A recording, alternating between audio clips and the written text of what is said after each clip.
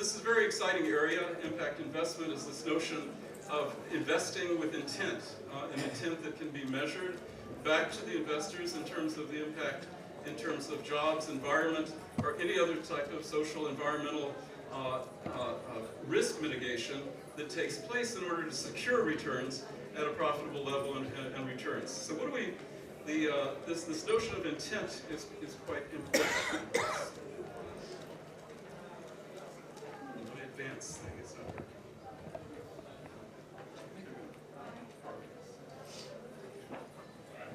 So what do we know about this notion of combining sustainable development and climate change? We know that there has been a major structural shift in the demand and aggregate demand that is pushing us into that direction. Demographics between developed and developing economies, large financing gaps for climate change, and what happened at COP21 last year in Paris and 22 in Marrakesh just a month ago, and have driven the growth in this country over the last 30 years with the ICT sector, and now our big challenge is transferring that into applications in these other key technologies.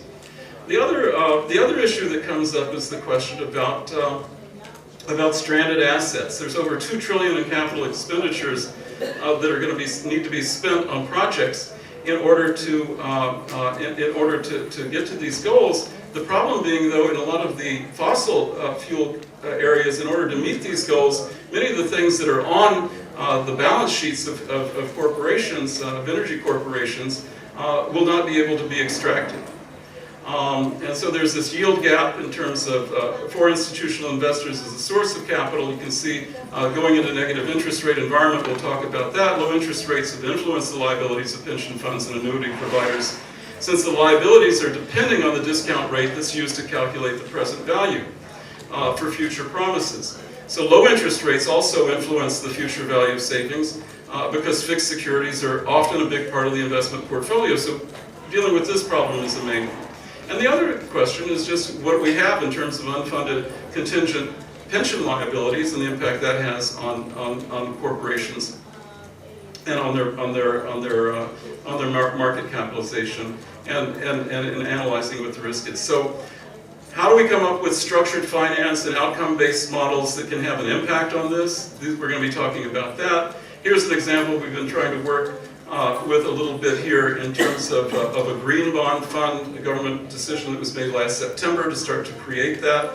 We've worked on it in green building finance at the Milken Innovation Center at the Jerusalem Institute with partners at the Ministry of Environmental Protection, who I believe are here with us today, and the Ministry of Finance. So these ministries are initiating environmental assessments and to set aside a portion of bond proceeds that would provide a limited first loss guarantee. These are the types of structures that we'll be talking about in more detail. I'm going to invite our panelists up here right away. Professor Yehuda Kahana from Tel Aviv University and the YKC Center, also a high-tech entrepreneur in his own right. Yeah, come on up.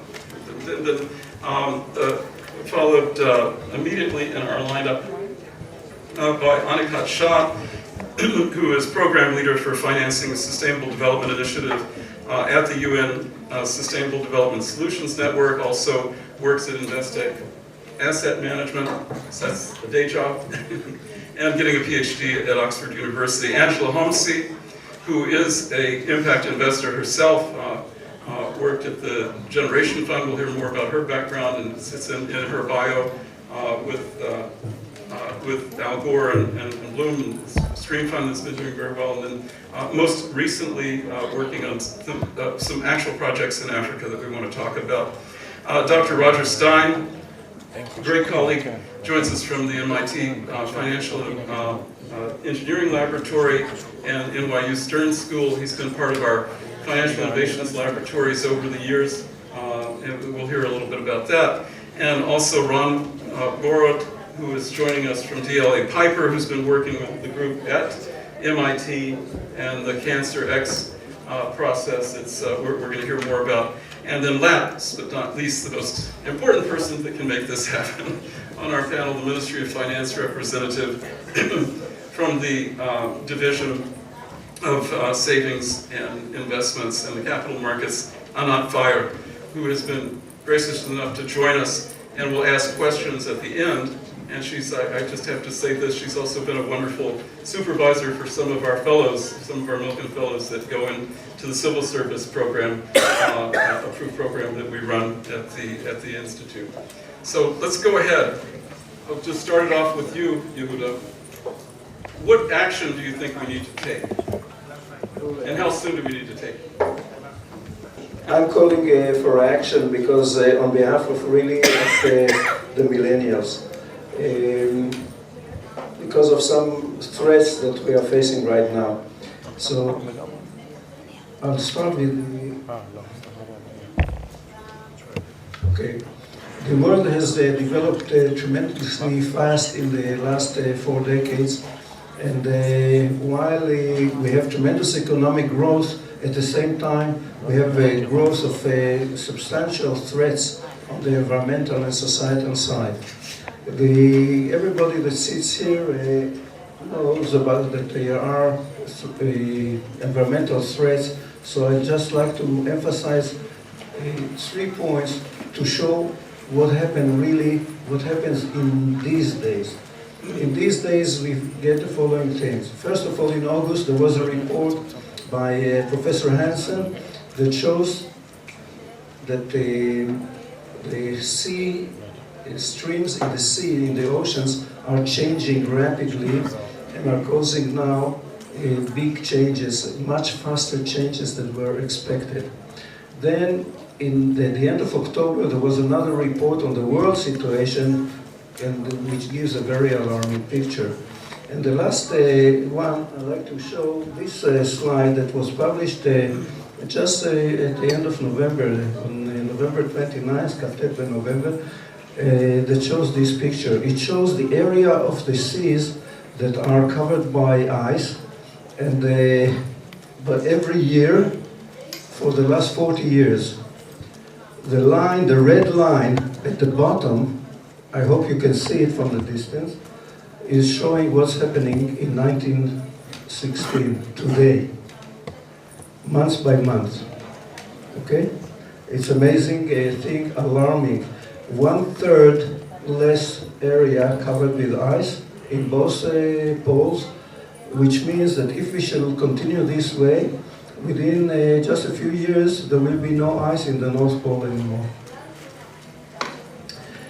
Then we have, at the same time, we have also big societal issues. I like to emphasize from all of these issues that are mentioned here, I like to mention the last one, which is the retirement security. Millennials are not saving. Due to the changes in the interest rates, since the crisis of 2008, the interest rate is very low all around the world, around 0. At this rate of interest, there is no preference for the future, and people are indifferent, and they are preferring to spend all their money now, and they don't save. That means that it's a major threat to retirement security. So I like to mention, deal mainly with these issues here. Unfortunately, I got the presentation here is much longer than the one that was planned to be, and I'll skip some of the slides. But here is a slide that shows that human society, as one of the historians, Toynbee, said, that societies do not vanish because of murder. They vanish because they commit suicide. And I hope that we are not committing suicide here. The UN has just recently estimated that in order to bridge the gap, we need to invest about 9% of global GDP every year for the next 15 years. These are huge amounts that should be of a major concern. The problem is that many leaders, most leaders as a matter of fact, and also many of the executives are ignoring the risks and or unaware of the risks. I don't know why, but they are focusing mainly on the short term. Short-termism is the problem. That's the reason why I made a comment at Richard Quest session that yesterday that they're talking about very important things which are really petty things in comparison to the major long-term threats that we are facing. So really, we have to call for action. And in order to be able to solve the issues that we are talking about, to have those trillions of dollars every year invested in preventing these risks, we have to do something really drastic, because most people are still thinking in terms of millions or billions, and we have to talk now in terms of trillions, which is X times, 1,000 times what the scale that we are still used to speak about and deal with. So this is a major issue here, and it requires really a paradigm shift. The paradigm shift really involves, first of all, involves a change in the metrics. We can still handle it with the current metrics, but we have really to change the metrics. All the economies now are geared toward the maximization of economic values, and we have to reach different measures, different metrics, because what we measure is not the past result, but what we measure is the future, is the goal. It sets the compass, and it's very important. So we are talking about a new dashboard, a multidimensional. There are attempts already to do it. The OECD, for example, has declared a few years ago well-being indicators, and the United Nations have shown the SDGs, the Sustainability Development Goals, the 17 goals last April, in April this year. And then the other question is where to get the funds from. In the old days, when I was a child, I was interested in adventure stories, finding treasures of pirates, etc.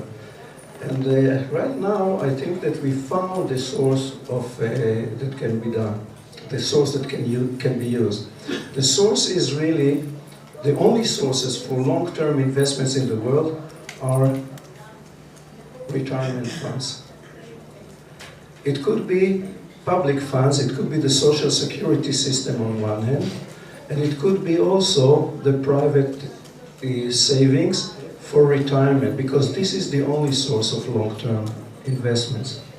It's interesting that the insurance industry and the retirement industry, insurance and pension and whatever, are dealing with these risks and are already managing for us a portfolio of about $80 trillion.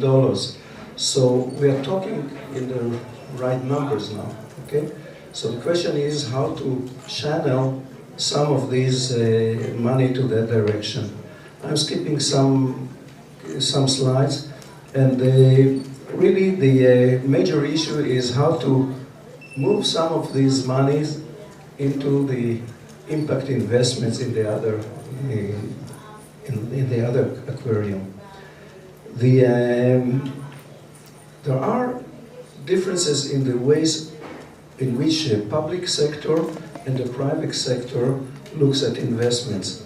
The public sector sees indirectly sometimes, it doesn't measure always the results, but it sees the benefits. Most of the benefits of the investments are indirect.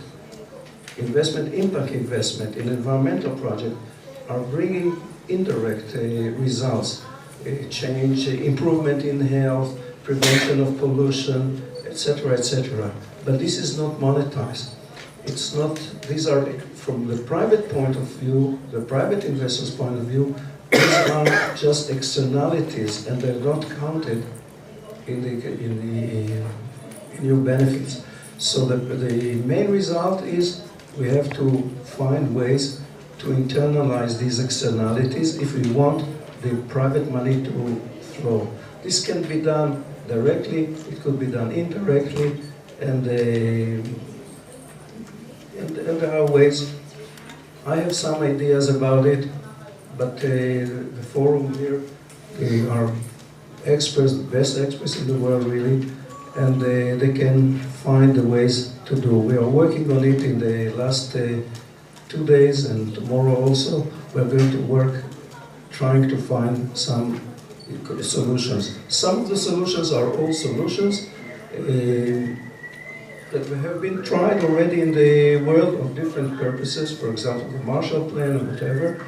And some plans were used in Israel even for many years. For all the first decades of Israel, we diverted really most of the retirement monies to development budget of Israel.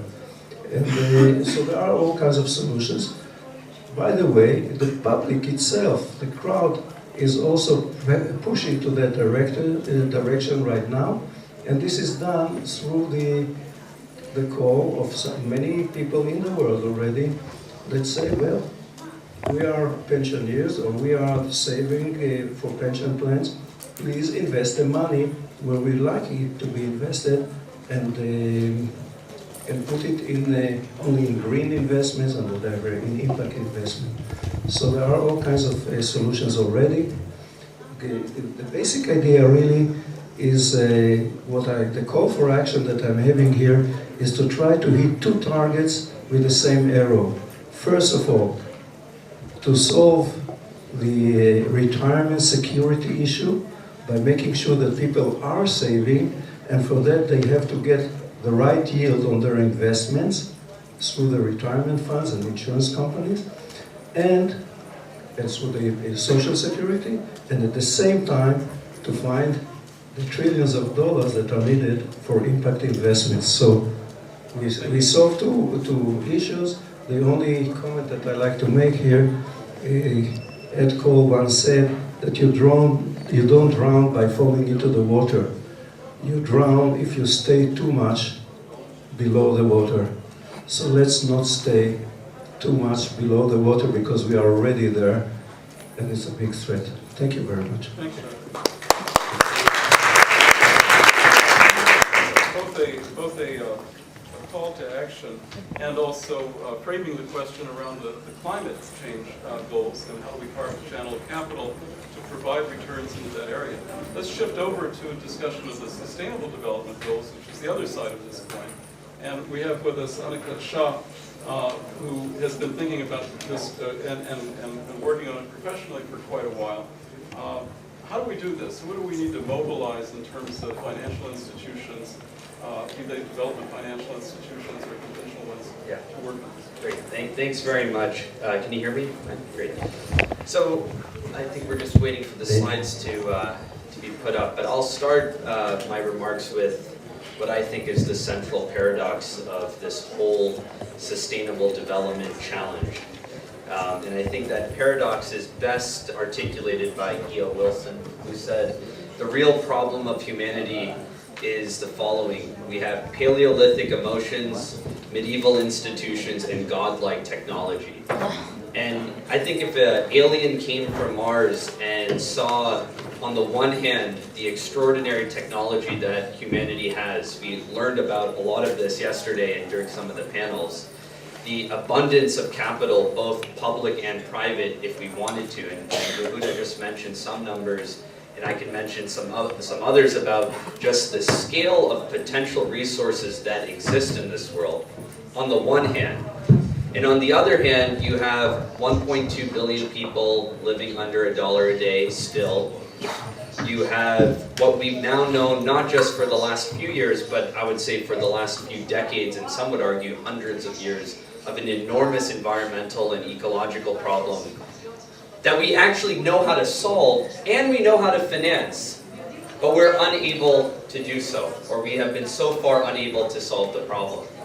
So to me, because I've worked on this problem both on the private side at a large asset management firm that had hundreds of billions of dollars of capital that it was managing, and constantly thinking about where do we actually invest this money. You know, it's this weird thing, right? You say, oh, I don't know where to actually put this money. And on the other hand, you have all these needs in the world. For me, the big conclusion was, number one, confusion, but also number two, that we need to have better intermediaries that link the global saving with the global demands. And that if we can actually build or refurbish those types of institutions, and by that I mean the entities that match capital with needs, we can actually get to where we want to go. So I only have 8 minutes left, so I'm going to have to go very quickly. But I'll start with really my 5 main messages, and so you can then you can tune out for the rest of the 7.5 minutes. The first is that the SDGs need to be considered more than marketing. And for me, they should be turned into long-term investment plans for each country and region. That we have to turn these 17 goals into functional, operational plans with financing that's attached to them.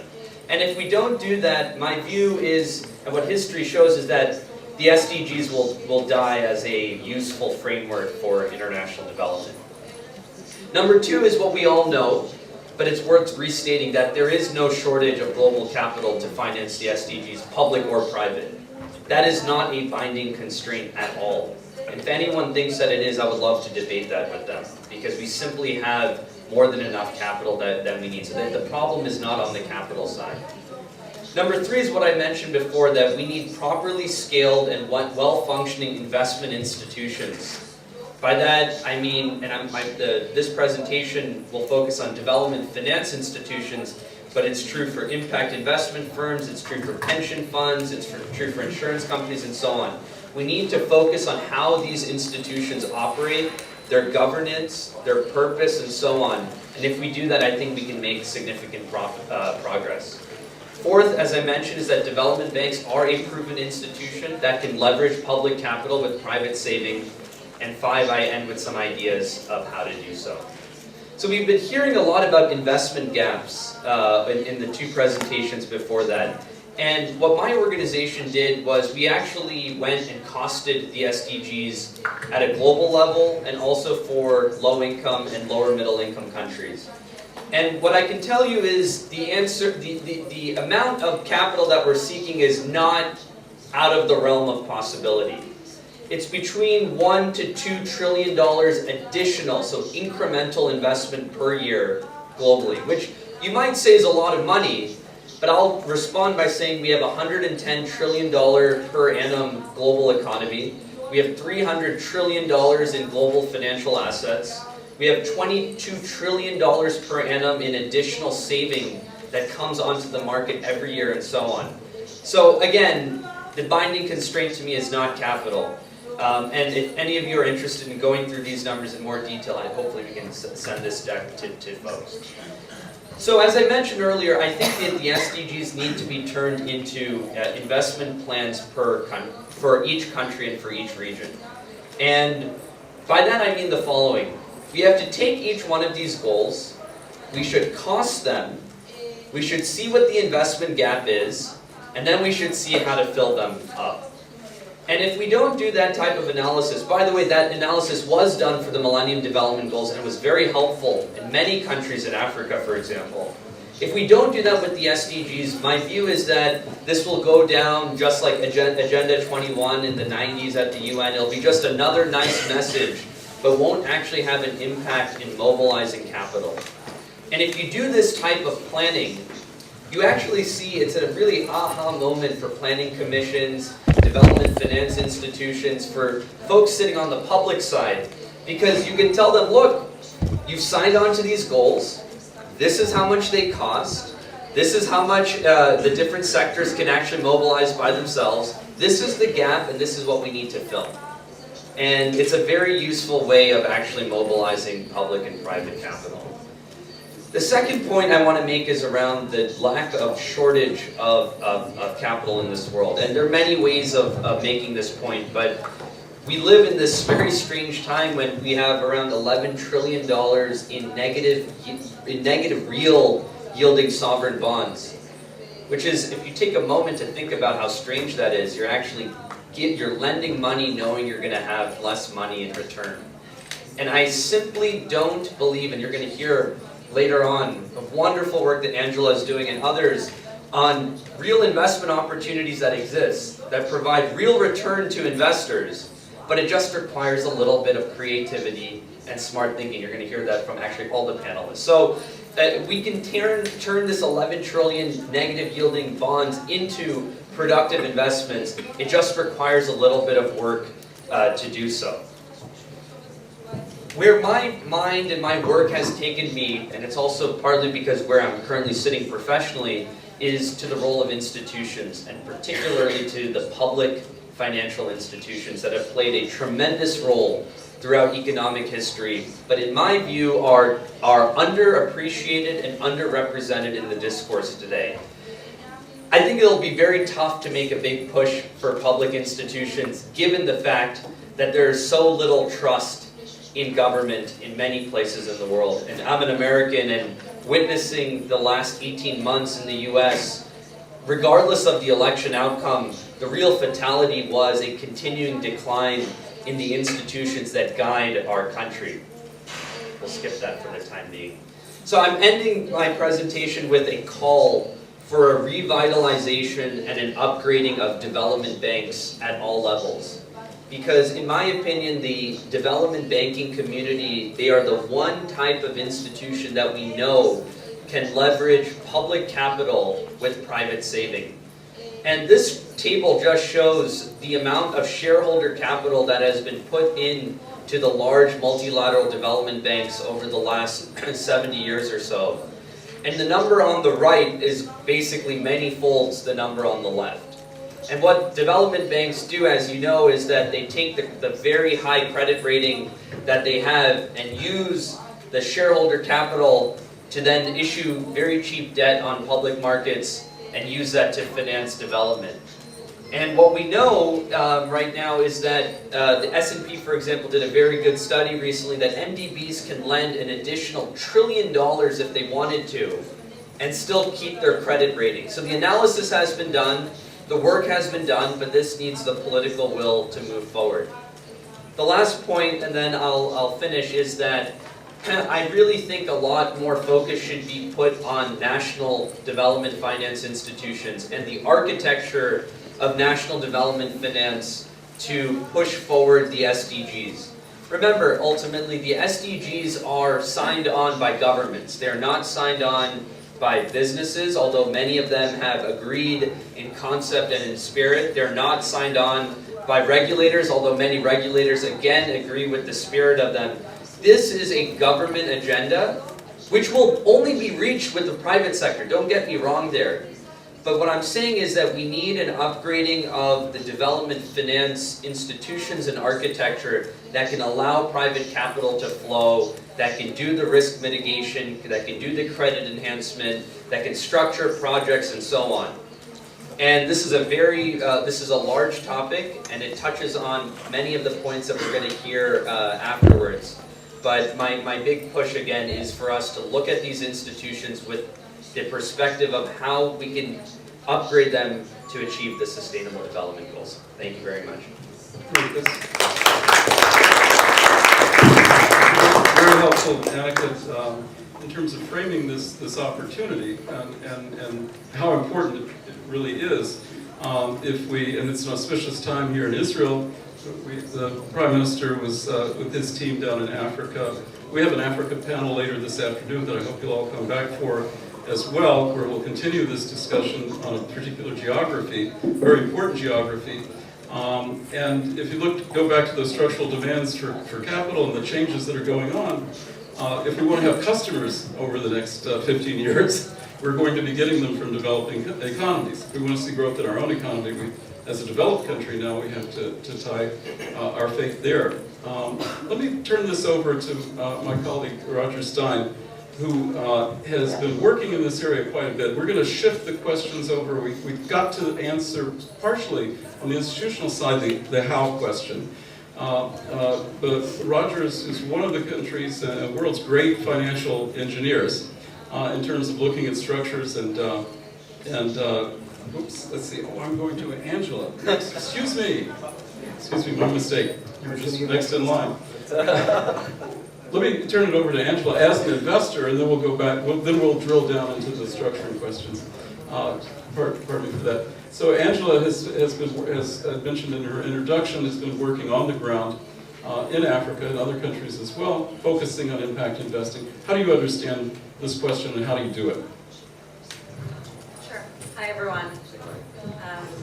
So just I wanted to start with telling you a little bit about where my understanding of the sector comes from and of the bottlenecks and solutions that can be applied to try to solve the issues that we've talked about earlier.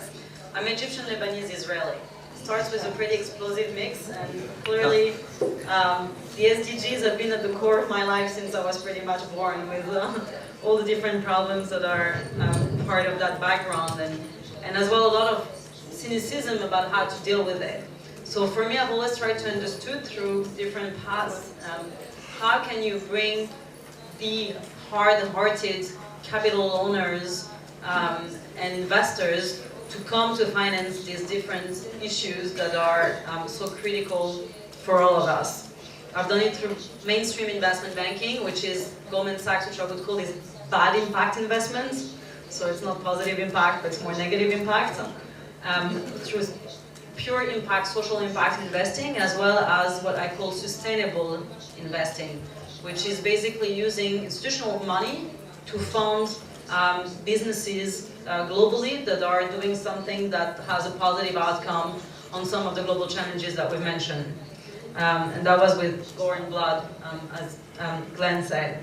Quickly realizing that out of all these different words and notions, impact, sustainability, philanthropy, the way to actually bring the large amount of capital, the large sums of money that are there to this field and to being aligned with better outcome, social and environmentally, you need to be at that cross-section of sustainability and impact, which means you need to fund business models that are scalable, that make risk-adjusted returns for investors, and that provide basically, on a purely economic basis, a good proposition to a capital provider, at the same time as solving for the social and environmental issues and the SDGs that were mentioned earlier. So I call that sustainable impact investing, but hopefully very soon we won't need to have the sustainable impact definition or adjective, but it will be just like a smart way of investing money. And that's what we need to get to. There is challenges, but how do we provide, like, to the financial system a solution and opportunities, investment opportunities that make them irrelevant of wanting to do good. It's just about investing smartly with the right type of assessment of risk and the right type of understanding of opportunities in front of us, so that financial returns are aligned with doing a positive outcome on the world. So I wanted to touch base. I have only 2 slides, so not a lot to look at. That's the first one, and the second one will be after. I wanted to touch base on the different part of the ecosystem of how money has been flowing into solving some of these SDG and sustainable challenges across time, but that as well coexist together. We started initially with philanthropists. Philanthropists saw that there was like a great need for crucial issues that they care about. Each of them care about different things. And they wanted to allocate some of their money not just to giving charity directly, but to actually giving money in a more revolving way where they would solve some of this issue, get the capital to be leveraged and repatriated into more, and basically get a bit more accountability for the money that they were putting on the ground. That was a great first step because it created more accountability about the way money is being given to solve challenges. That was a very good thing as well because it provided the ability to go into very bold ideas because you don't care about does it really make sense economically or not. You just want to go after what you care about. So that's a high-risk proposition, really. But the problem is, like, obviously, it didn't create financial return really consistently, so that was a low reward. And the impact ended up being medium, I call that, because you cannot scale it. It's only a small amount of money, and all the philanthropy in the world out there is not enough to solving all the challenges that we mentioned. We need institutional flow that comes from partly from government, but from pension funds, from insurance companies, and from other people to go into being aligned with solving like the challenges that we have ahead.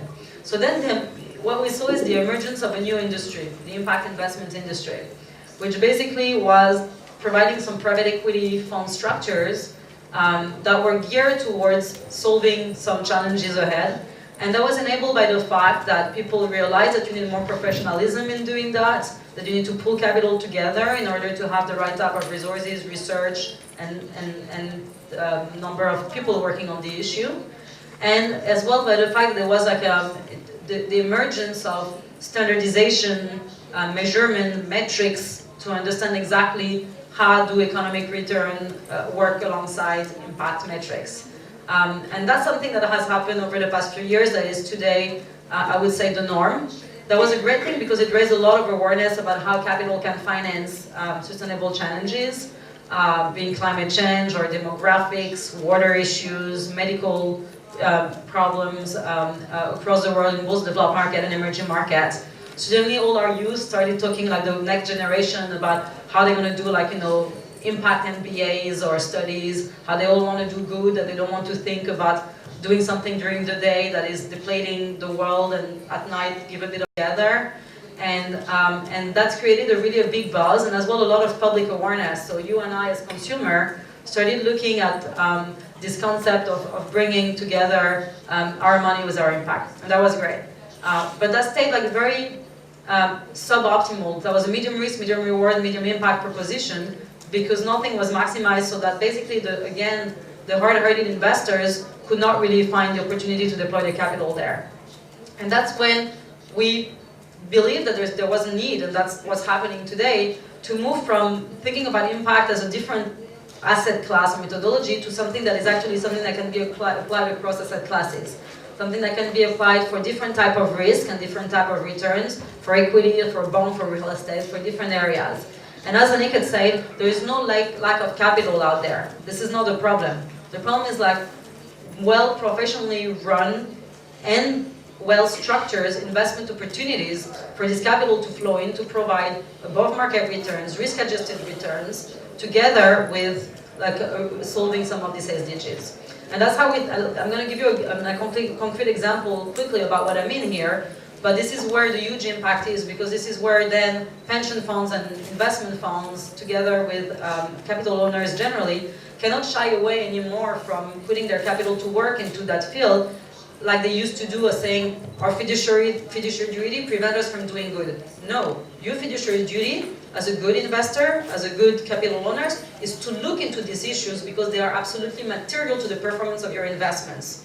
It's only by understanding the risk ahead and the opportunities ahead coming from the global challenges that you will make a smart investment decision.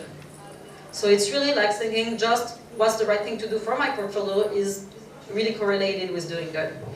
I'll give you an example of how we've done it in Africa. In Africa, we've looked at the space of off-grid solar.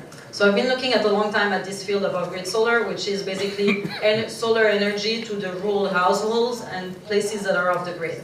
Initially, that was about giving energy to poor people in rural areas. So people were thinking, oh, grand people, philanthropists can do it. There's no need for more, these people are poor, let's just give a system away. That created actually a lot of misincentive in the system and a lack of scale and never scaled up to the right level. So that's where the industry had to move to something that was financed more from pure investment in order to scale up.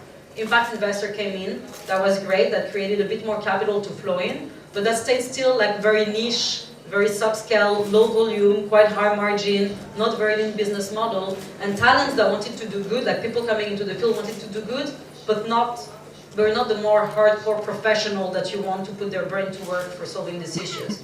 That's where Ignite came in.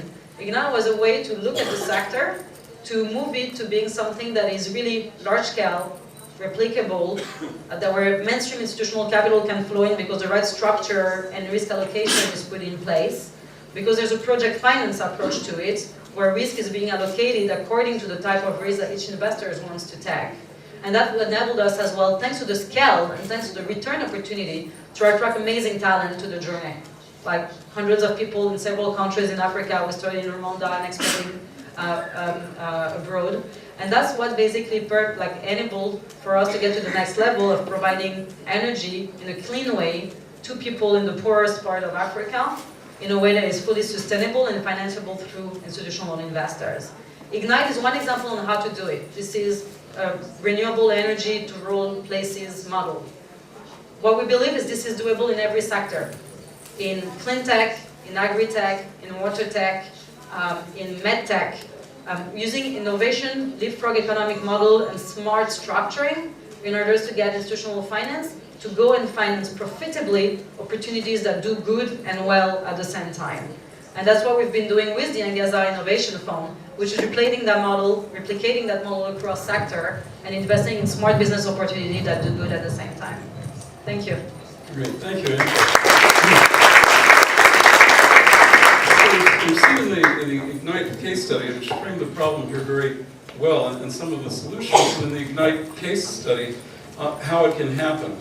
I'm going to drill into that because what we need to do is have a flow, as Annika has written and said, that the flow of projects needs to accelerate. The deal flow in order to be financed, and this is again a place where the considerations we have right now in trying to build, not just revitalize, but Annika, as you challenged us, but to actually build a development finance platform in this country based on the incredible competitive advantage in terms of technology development. On that, Roger's been spending a lot of time at the engineering lab at MIT, another technology place, to look at structures and flows of capital and how they can build into capital structures that can finance these ideas that can turn into much more productive, high-return projects. So thanks. Tell us how to do this. First, I want to thank Globes for convening this panel, which I think is an important one. Thank Glenn for inviting me. I'm honored to be here with everybody. I want to tell you a little bit about some work that we have been doing at MIT. It's joint work with a number of other people, in particular Andrew Lowe, who heads up the Laboratory of Financial Engineering and who brought me this idea about 5 years ago to work on together. It's an academic idea. Now, you'd be forgiven for thinking that because it's academic, it's not relevant. But I will tell you that, in fact, the idea is being implemented. Funds have been launched already that use this approach. And I'm aware of another group that's working on a large transaction based on this. And there's government legislation in the U.S., a bill before Congress, also based on this notion of some of the things I'll talk about. And I guess, as Angela was mentioning, there's this notion of sort of evolving a scale, starting with small investments and growing to larger and larger investments to make them mainstream. And I think the thing that we tried to look at was how to go the other way, how to do a single transaction for $1 billion or $2 billion of institutional investors' money to have significant impact. Now, I spent most of my career, in addition to doing teaching, running large quant groups, large research groups on Wall Street. And we spent a lot of time trying to figure out what the risks of certain types of investments were and what the returns would be and so on. And people would use those tools to make investments. We were very lucky to get good uptake. The issue that we set before ourselves when we approached this problem that I'm going to tell you about was to take the word impact out of the investment. Not because we didn't think it was good to do the impact, but because we thought that the number of people that would be concerned about the particular issue we were working on was relatively small compared with the total number of people that like to make investments. If I want to clear this room out really quickly, I can scream fire, and everyone will run out, right? Now, if I do that every day for a while, you'll stop listening to me. If I put big pots of money out there, I can clear the room out just as quickly, and I can do it over and over again. The goal of what we're trying to do is create the big pots of money to motivate people to do social good. So the problem that we were starting to work on was the following. It's a technology problem, as Glenn mentioned, and the problem was to try to fund early stage research for cancer therapies.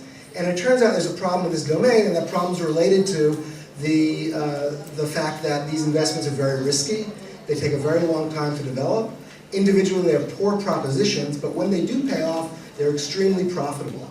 The problem is that no one wants to make a single investment because they're just so risky. So let me give you an example of what this results in. There's the notion in the industry, it's called the valley of death. And on one side of the valley, you've got these laboratories producing really great research. They're doing all this really cool stuff, and they've got really innovative therapies that seem like they might be very helpful and actually save patients' lives. On the other side, you've got large institutional investors and pharmaceutical companies that would love to make these investments, but that don't like the risk that's associated with those early stage projects. For example, an early stage cancer compound, if Glenn had a laboratory and he developed a cancer compound, the likelihood that that would ever become a drug is about 1 in 20. So 95% of, 93% of the time, he's going to have a failure. However, if he does have success, he's going to get billions of dollars a year.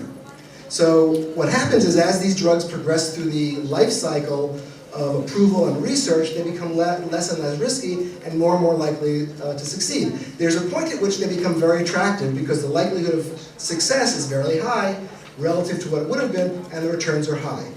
That space between the early guys, Glenn in his lab with a test tube, and the folks that have all the money that want to fund it, that phase in the middle of all that research that has to happen to prove that these drugs might be successful is called the valley of death in the industry, and that's what we wanted to fix. We wanted to figure out if we could get money in there. The simple approach we took was to just think about portfolio construction and portfolio risk management. It looks like I'm running short on time. You go ahead. Okay. I think that only was 5 minutes. Ah, okay, good. I love being in Israel. Don't stop now. Right. So we developed this notion of a kind of a security called a research-backed obligation. The basic idea was to start with the idea that you want to raise a lot of money, and to raise that money up front, and to basically fund all of these trials in advance, so that later on you'd have the money to continue the financing. If you want to get a drug approved in the U.S., and there are similar processes in Europe and in Israel, you have to go through a series of tests, clinical trials. Each one of these trials is designed to establish a certain property of the drug. So let's say there are 100 different researchers, each one of them has a blue bottle, and each of those blue bottles, just like Glenn, might be a drug that could provide a very good therapy to save lives from cancer, but it's not likely to succeed. So you start out by, in the lab like Glenn, do these 100 trials, these 100 vials, and you then go to test the drug to see if it's going to actually hurt people. There's a large trial that's done with healthy people, just to see if those people will stay healthy when you give them this drug. They don't have to have the disease, but you want to make sure the drug's not going to harm people. Turns out it's not so easy to do, and a lot of those bottles turn out to hurt people, and they're dropped out of the process. They can't be pursued because they're too damaging. They cause liver issues or memory loss or things like that. But if you're successful, you get to move to the next stage, and that stage is to determine whether the drug actually does what it's supposed to. If it's supposed to reduce the size of a tumor, does it actually reduce the size of a tumor? Or does it not do anything? You might have heard of placebo trials and all that. That's what those things are about. It's really to see whether the drug works or not. Again, a lot of drugs don't do what they're supposed to. It turns out that when you test them in real scientific, rigorously controlled situations, they don't do what they're supposed to. If they do, though, you can move on. And if you move on, you have to then determine that the drug not only does what it's supposed to, but it does it better than drugs that exist today. If it doesn't do it better than that drug, a doctor can't prescribe it. It's not ethical to give you something that doesn't work as well as something else that's already available. And it turns out that's also really hard. A lot of drugs drop out. And finally, if you're really good and you're very successful, you can get approval and you can have a drug developed that you can give to patients and hopefully extend life, save lives, and so on. Now what you see here is that out of the 100 drugs you started with, only about 5 or 6 actually make it through. And so the question that an investor has is, if you had the opportunity to buy one of those blue bottles, but I'm not going to tell you which one it is, and you have to wait 10 years to find out whether you have one of the blue ones or not, would you want to do it? And the answer, of course, is no, no one wants to do it. It turns out the average return, the average of all those bottles, is actually really good. But you can't get it most of the time because you picked the wrong bottle. So the trick that we didn't come up with this trick, people got a Nobel Prize for coming up with this trick, but the trick that we applied to these assets was to treat them like real financial assets. Let's not treat them as doing good, but let's treat them as an investment trying to generate some revenue. And when we did that, we looked at the properties of the assets. And you can sell some of the drugs that have been successful and use that money to finance further trials on the remaining portfolio. You keep doing that. When you're done, you liquidate the portfolio and you pay back the debt. And there's a lot of moving parts here, and there's a little more math involved than I've hinted at. But when the dust settles, it turns out that these are investments that are very attractive, that can achieve what's called investment grade credit quality, very low probability of default on the debt, and it can generate equity investments that are interesting to equity holders because they have high internal rates of return. Now notice, nowhere along the way did I talk about the fact that we're also providing therapies for cancer. We're saving millions of lives. But we're doing that as an artifact to the fact that we've helped investors raise money, because the number of people that want to raise money is much higher than the number of people that want to cure cancer. Thank you.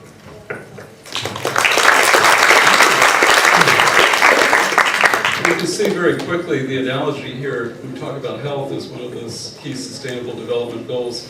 We have a life sciences industry here. The government started its first Israel Life Sciences Fund. We were very honored to be able to have our fellows in our labs work on.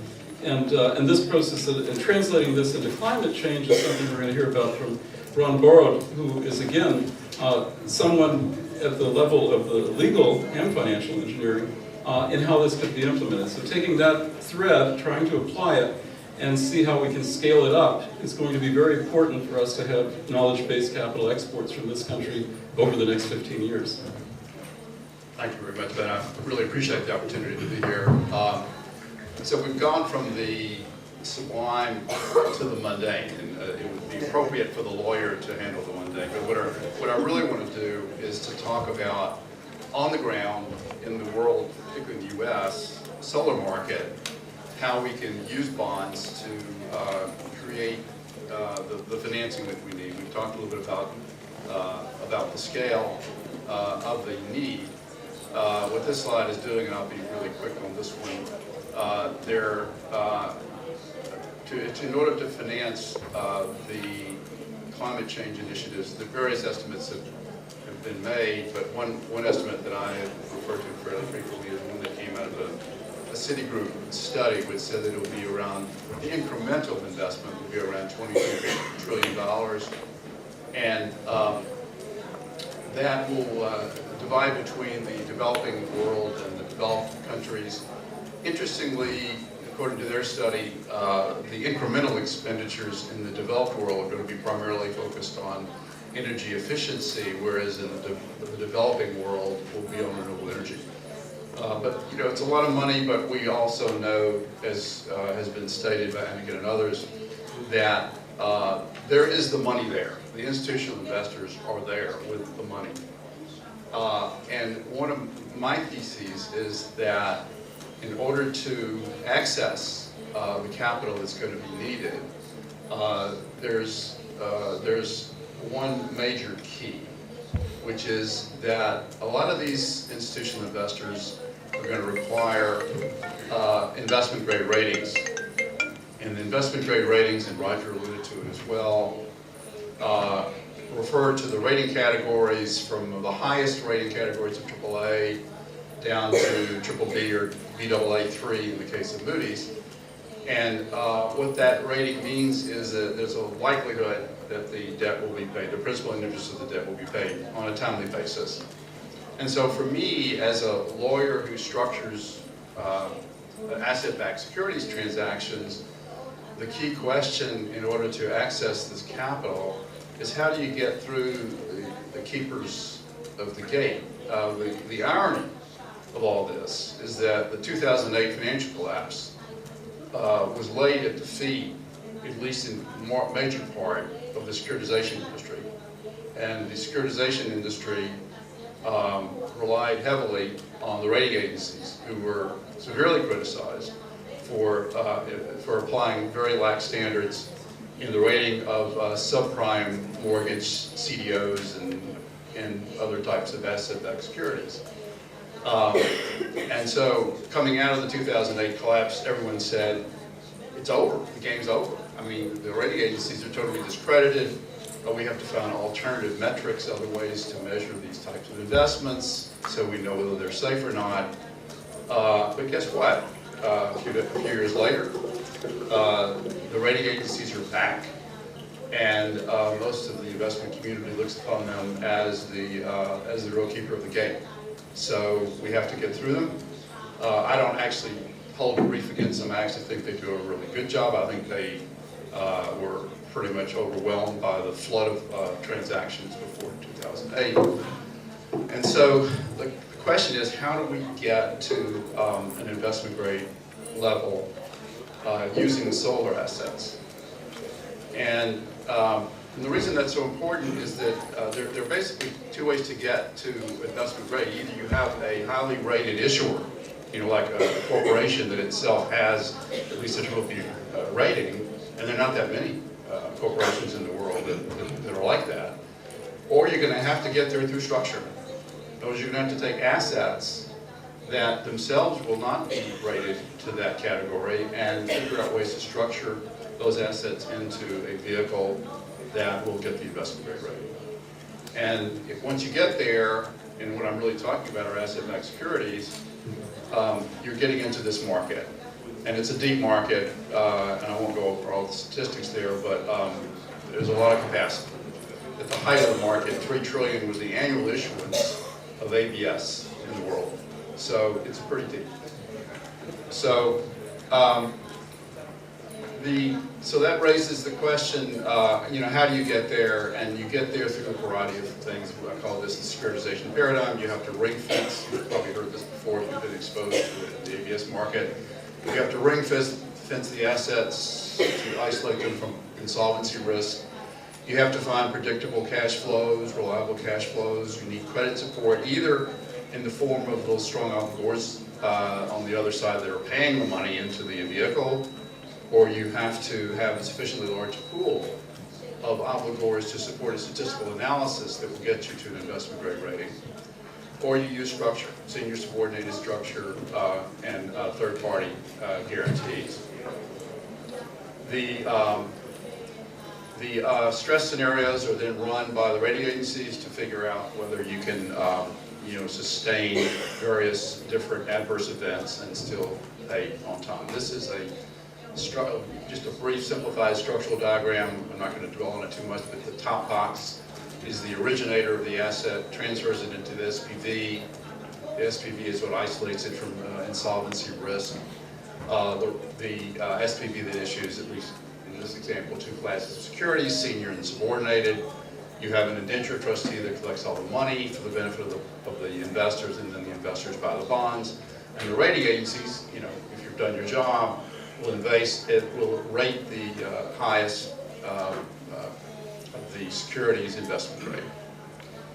Now, in the solar world, particularly in the U.S., which I'm going to use as sort of a case study really quickly, there are three different basic business models. There's the distributed solar residential, which is where you put the solar panels on the rooftop, and you will often take back a lease or a power purchase agreement so that the homeowner doesn't have to pay for it, pays for it over time, or you might make a loan to the homeowner. And there you get to your investment, you try to get to your investment grade level by large portfolios of small unit sizes, residential homeowners.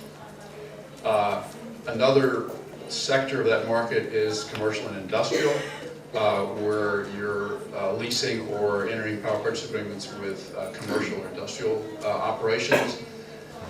Same basic structure. The problem there is that your off-takers are usually larger, and you have what we call lumpier sets of obligors. So you have to really then analyze the credit quality of those obligors in more detail, and that's a more difficult task sometimes, and in fact it has held back the securitization of the C&I market. I skipped over utility solar. That's where you build large solar arrays for utilities. And then there's community solar, which is a rapidly developing area in the United States to bring solar to dense urban or rural populations. The Solar City transaction was the first public solar deal in the United States, done in 2013. I was active in a group called Solar Access to Public Capital, which was organized by the Department of Energy through the National Renewable Energy Laboratory. We created a dialogue with rating agencies. As a result, there was a lot of knowledge. The knowledge curve was just going straight up. A great, robust dialogue. This is the issuance list of deals that have been done in the U.S. today.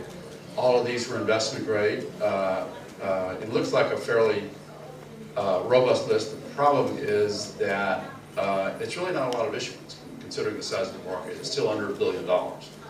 And so what I have done really quickly here is to identify some of the tailwinds for the U.S. solar market. They do have good credits because they've limited the off-takers to homeowners with high FICO scores, but it doesn't get to a lot of the population that needs solar. The contracts are long dated.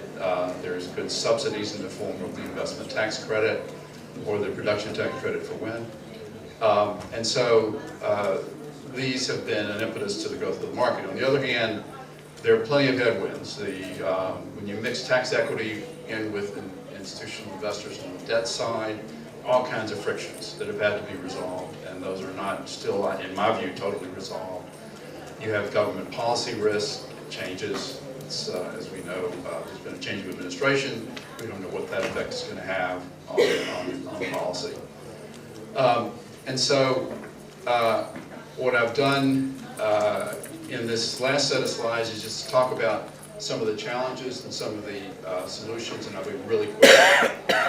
Really, when you boil it all down, the major challenge for getting into the investment grade market with solar or any type of renewable energy is you need scale. You need a way to aggregate lots of assets so that they're large enough to make the brain damage of going through the rating process and issuing asset-backed securities worthwhile. And that's one of the, I would say, the most difficult of all of our challenges in front of us. And I think I'll stop there. There are many other challenges we can talk about.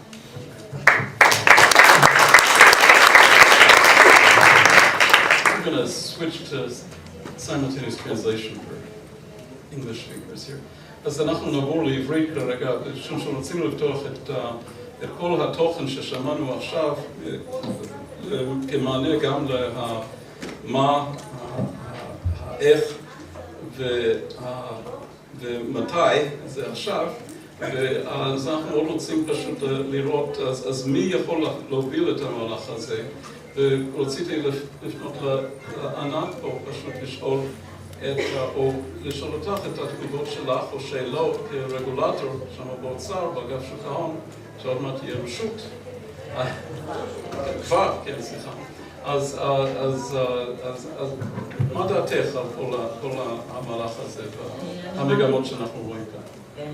צהריים טובים. אני אומר את זה ככה, הגופים המוסדיים מנהלים כ-1,500 מיליארדי ש"ח, והמטרה העיקרית בעצם של הגופים המוסדיים זה לספק בעצם, להשיא את התשואה תוך כמובן עמידה של הסיכונים השונים, כדי באמת לאפשר לאדם בגיל פרישה בישראל, כשהוא מגיע לגיל פרישה, לפרוש ככה שיהיה בידו סכום כסף ראוי ונאות על מנת לחיות בכבוד בעת פרישתו. כמובן שאם זה עולה בקנה אחד עם ההגשמה של כל מיני מטרות כאלה של השקעות חברתיות, אחראיות ויש הלימה, אנחנו בעד. יחד עם זאת, כמובן שאין לנו אמירה רגולטורית מחייבת שהם ישקיעו בהשקעות האלו, והם אמורים באמת לבחון את ההשקעות לפי התשואה, תוך כדי פיזור סיכונים, אבל אם זה עולה בקנה אחד עם כל מיני מטרות כאלו, זה בהכרח אין עם זה שום בעיה. אנחנו כן שוקלים אבל באופן חיובי לחייב את הגופים שיפרסמו בעצם האם במדיניות שלהם הם כן שוקלים שיקולים מהסוגים האלו של השקעות חברתיות, סביבתיות, האם הם כן לוקחים בחשבון את זה במדיניות שלהם או לא לוקחים את זה בחשבון במדיניות שלהם. זו בעצם ההתייחסות שלנו היום כאחראים על ההשקעות של הגופים המוסדיים לעת הזו.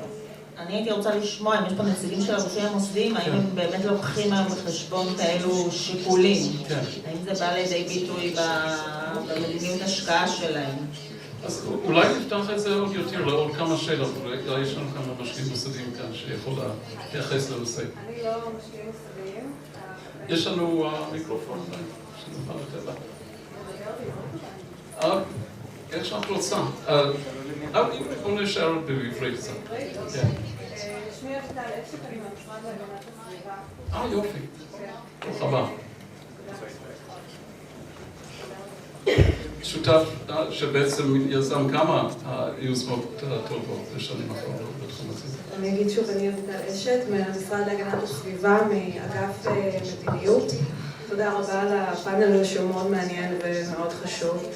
אנחנו, בניגוד למשרד האוצר, אנחנו לא רגולטור של הגופים המוסדיים, אבל אנחנו בהחלט רוצים ויכולים להוות פלטפורמה לפעילויות כאלה ולהאב כזה, ובדיוק להיות הגשר הזה שמחבר בין משקיעים לבין צרכים בעולם ובישראל. וכבר יש לי המון שאלות לכל אחד פה מהפאנל, אבל אולי נדחה את זה לאחר כך. דבר אחד שמעניין אותי, זה גם קשור לרקע האישי שלי בתחום של project finance וכו', רציתי להפנות אותה לעורך דין רון גורד מ-DLA Piper. You had this chart where you, I'm going to ask it in English. Okay. You introduced this chart of this securitization paradigm where you have the SPV in the middle and all the other entities around it.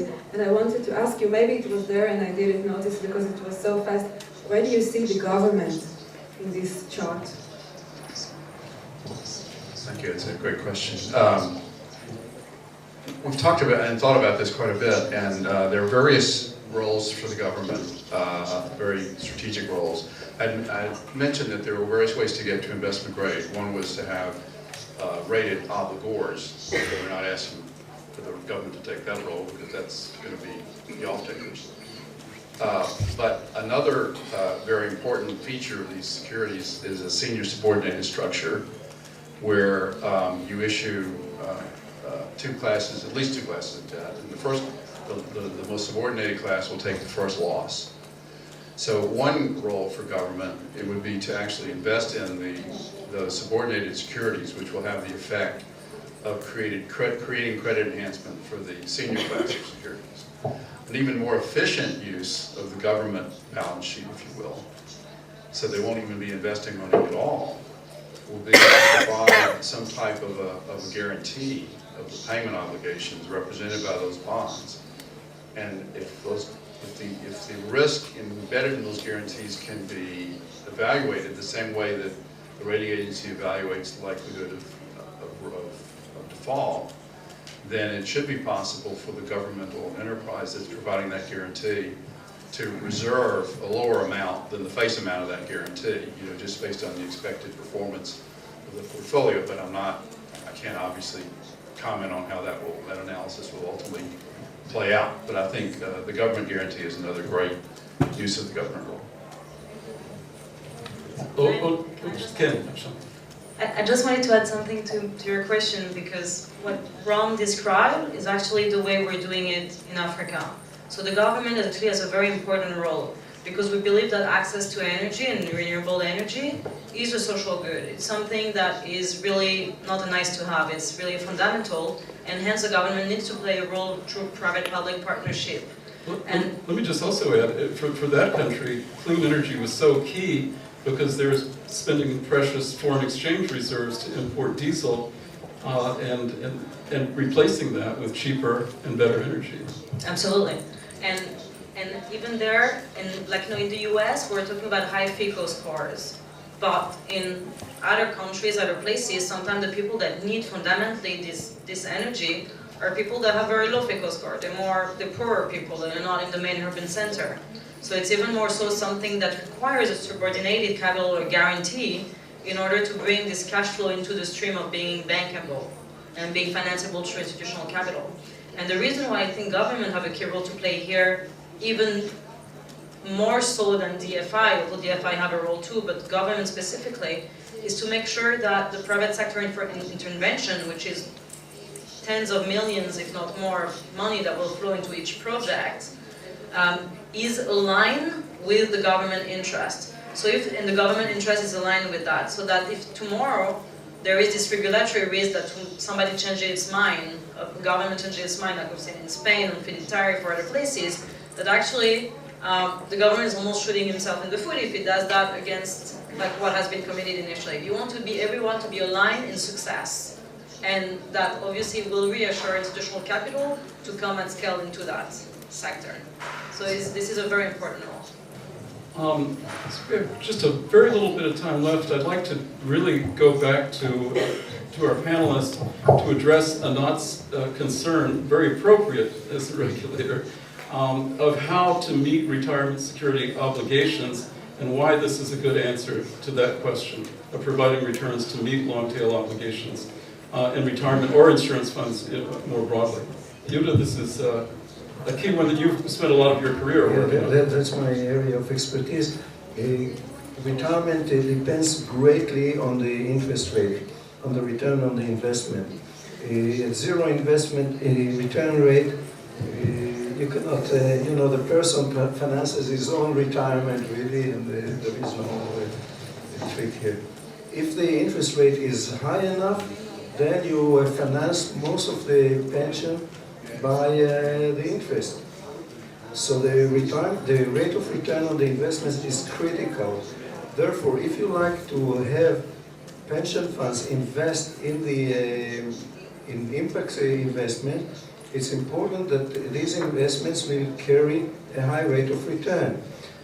Most of the return that you see without any intervention is too low usually, and because all the benefits that the public gets out of those impact investments are externalities. We've let some other panelists respond. It's the key point that Albert Einstein, one of the founders of Hebrew University, have to throw this in, and the Hebrew University then founded the Jerusalem Institute, which is where we sit, always said that the most powerful force in the universe was the law of compound interest. Yeah, I'll just add that if DFIs were able to issue a lot more debt, low-yielding sovereign debt, that's good investments for pension funds all around the world, and a lot of fixed income investors will buy up that debt without any problems. There's a lot of capacity there, so I think it's worthwhile looking at those institutions and allowing them to be larger and to issue more bonds for the market. Very quickly, Roger. Yeah, sure. So I'll just make two quick comments here. One is that I would note that securitizations of the sort that I described actually provide very nice returns for investors. They also have this very attractive property, and this is dependent on what you're securitizing. But in the case of drug development, for example, scientific success tends to be uncorrelated with other market factors. So it provides free diversification for investors. So particularly investors with long-dated securities, like insurance companies, pension funds, should like this. One other really interesting and attractive property, though, is that if you are, for example, a health insurance company, or if you're a pension fund, where you're concerned about the ability, the amount of money you have to pay depends on how long people live, then investments in portfolios of drugs, for example, is a very good outcome for you, because when that portfolio becomes more valuable, when that investment increases in value, more drugs are created that extend lives. So you can use it as a hedging mechanism as well. That's a really key paper that Roger's done that I would recommend everybody. Ron? The only thing I could add is the chart that I showed that had the issuance track record in the U.S. of solar ABS. Those rates range from a low of about 4.5 to a high of around 6. So that's not a bad return, and those are investment grade securities. In fact, if I were an investor, I would jump on one of those because the rates are actually the yields are higher than the embedded risk in those transactions. So it would be a really good pension investment, I think. Angela, last word. I think there is different risk and risk-adjusted return for different investor class, and people can find their interest and where they want to allocate their capital according to a portfolio basis in different asset classes. What Ron described is spot on, that you need to have like securitization type model whereby some people want to take higher tranches that are lower. What I described was Ignite. There's different tranches. You can come into more secure debt, which is single-digit return for more like risk, very little risk, or you can come at more equity-like return at the top for high, over 20% type of returns. So there is proposition for different type of investor. It's all about structuring it right, and beyond that, going through the investment structure, making the actual business and execution as professional and well performed as possible. אחרון חביב, ענת, יש לה מילה אחרונה, אם זה מענה או לא, זה אתגר שלך. לא, אני חושבת שזה מאוד מעניין, יש פה גם איזה עניין אידיאולוגי בסך הכל, ואני מקווה שעם השנים באמת צריך לבוא ולבחון את הסיכונים, אני מניחה, אני לא יודעת, אבל נראה עם השנים שהגופים המוסדיים נכנסים לזה יותר ויותר, אבל כמו שאמרו פה, צריך כנראה גם מעורבות מצד הממשלה, מעורבות יותר גבוהה במתן ערבויות או ביטחונות להשקעות מהסוג הזה. ואז זה מהווה תמריץ גם הגופים להיכנס לזה. תודה רבה לכולכם, ושוב, אנחנו מזמינים אתכם